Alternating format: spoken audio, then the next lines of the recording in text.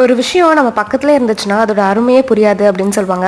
அப்படிதான் நம்ம சென்னையிலே இருக்கிறதுனால சன்ரைஸ்லாம் எப்போ வேணால் பார்த்துக்கலாம், பீச் எப்போவுமே இங்கே தானே இருக்கும் அப்படின்னு சொல்லிட்டு இருந்துச்சு. சரி போய் தான் பார்ப்போமே, சன்ரைஸ் பார்க்கலாமேன்னு சொல்லிட்டு நான் பிறந்ததுல இருந்து சென்னையில் வளர்ந்து இப்போ தான் ஃபர்ஸ்ட் டைம் மார்னிங் சன்ரைஸ்க்காக பீச்சுக்கு போனோம்.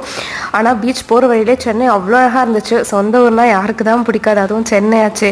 ரொம்ப நிறைய பேர் அவ்வளோ ஆக்டிவாக, நம்ம ஒரு 5:30க்கு எழுந்துச்சு போகிறோம், நம்ம தான் சீக்கிரமாக எழுந்திருக்கோம்னு பார்த்தா நமக்கு முன்னாடி அவ்வளோ பேர் அவ்வளோ ஆக்டிவாக இருக்காங்க. ஒரு பக்கம் மேரத்தான் போயிட்டுருக்காங்க, ஒரு பக்கம் ஏஜ்டு பீப்புள்ஸ்லாம் வாக்கிங் போயிட்டுருக்காங்க.